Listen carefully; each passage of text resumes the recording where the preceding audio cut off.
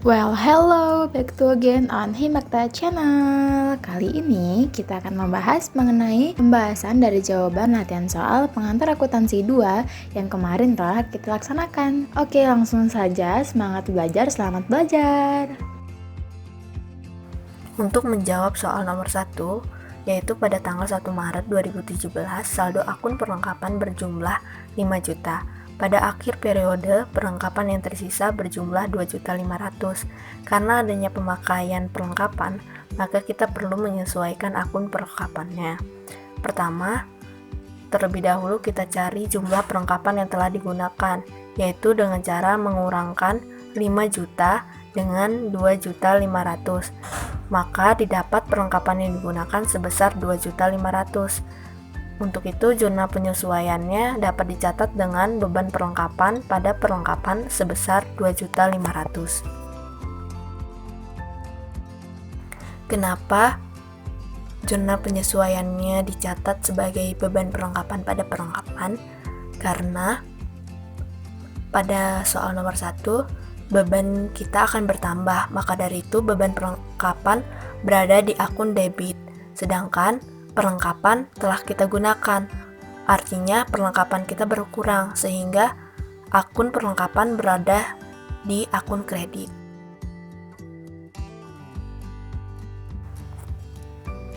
Selanjutnya, pada tanggal 1 Maret 2017 diterima pembayaran sewa gedung sebesar 6 juta. Untuk masa 1 tahun, buatlah ayat jurnal penyesuaiannya. Karena pembayaran dilakukan pada bulan Maret, maka untuk tahun 2017 hanya dicatat untuk 10 bulan saja. Maka jumlah yang dicatat adalah sebesar 10 dibagi 12 dikali 6 juta sama dengan 5 juta. Untuk itu, jurnal penyesuaiannya dapat dicatat dengan sewa diterima di muka pada pendapatan sewa sebesar 5 juta.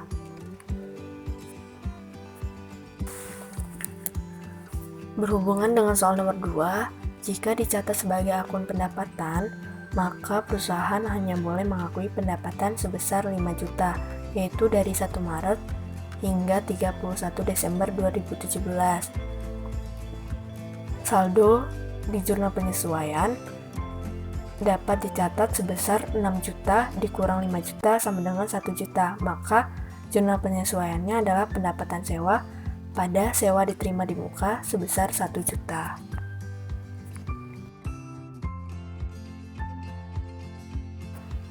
Pada tanggal 31 Desember 2017, PT Surla Profit memiliki piutang sebesar 10 juta. Perusahaan menetapkan besar kerugian piutang adalah 5% dari total piutang. Maka dapat dihitung kerugian piutang dengan cara mengalihkan 5% dengan 10 juta. Maka didapat kerugian piutangnya sebesar 500.000. Untuk itu, jurnal penyesuaian dapat dicatat dengan beban kerugian piutang pada cadangan kerugian piutang sebesar 500.000. Jadi, cadangan kerugian piutang adalah cadangan kas yang digunakan untuk menutupi piutang yang tidak dapat tertagih. Pada soal ini, beban kerugian piutang terdapat di debit. Seperti sudah dijelaskan di awal, jika beban bertambah, maka beban terletak di debit. Nah, cadangan kerugian piutang biasanya dibentuk atau dialihkan dari penjualan kredit. Namun, saldo normal cadangan kerugian piutang itu sebenarnya kredit. Jika bersaldo debit, maka piutang yang dihapuskan lebih besar dari yang dicadangkan. Karena ini cadangan kerugiannya di kredit, maka piutang yang dihapuskan lebih kecil daripada yang dicadangkan. Manakah dari pernyataan di bawah ini yang merupakan persamaan akuntansi?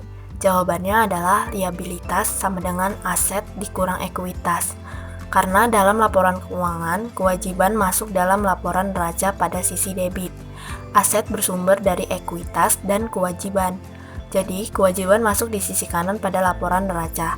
Nantinya, kewajiban ini dapat dibuatkan rasio yang dapat menggambarkan perkembangan perusahaan dengan membandingkan kewajiban pada neraca keuangan tahun ini dengan kewajiban pada neraca keuangan tahun kemarin.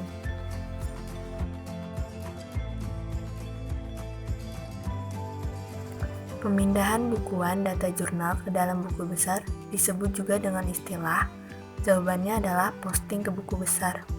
Buku besar adalah alat yang digunakan untuk mencatat perubahan-perubahan yang terjadi pada suatu akun yang disebabkan karena adanya transaksi keuangan. Buku besar berfungsi untuk meringkas semua data transaksi yang sudah tertulis di dalam jurnal umum. Selain itu, digunakan sebagai alat yang menggolongkan data keuangan dari yang jumlahnya besar sampai kecil. Jadi, akuntan tahu ada perbedaan atau tidak dari semua data keuangan yang masuk. Semua data yang sudah ditulis di jurnal harus dicatat atau digolongkan lagi ke dalam buku besar untuk menyeimbangkan jumlah akun yang ada di kolom debit dan kredit, dan juga sebagai bahan informasi ketika menyusun laporan. Ada 4 bentuk buku besar. Yang pertama yaitu bentuk T. Bentuk T adalah buku besar yang paling sederhana dan hanya berbentuk seperti huruf T besar. Sebelah kiri akan menunjukkan sisi debit dan sebelah kanan menunjukkan sisi kredit. Nama akun diletakkan di kiri atas serta kode akun diletakkan di kanan atas. Kedua, yaitu bentuk skontro. Bentuk skontro adalah buku besar yang biasanya disebut bentuk 2 kolom. Skontro berarti sebelah menyebelah atau dibagi 2, yaitu sebelah debit dan sebelah kredit. Ketiga, ada bentuk stafel berkolom saldo tunggal. Bentuk stafel berkolom saldo tunggal dalam buku besar akuntansi adalah bentuk buku yang digunakan jika diperlukan penjelasan dari transaksi yang relatif banyak. Keempat, ada bentuk stafel berkolom saldo rangkap. Bentuk ini adalah bentuk buku yang hampir sama dengan bentuk kolom saldo tunggal. Hanya perbedaannya, dalam buku ini kolom saldo dibagi 2 kolom, yaitu kolom debit dan kolom kredit. Oke, itulah tadi materi pembelajaran kita pada hari ini. Terima kasih kepada kalian yang sudah menonton video ini. Semoga bermanfaat. Selamat belajar, semangat belajar. Sampai jumpa di video selanjutnya.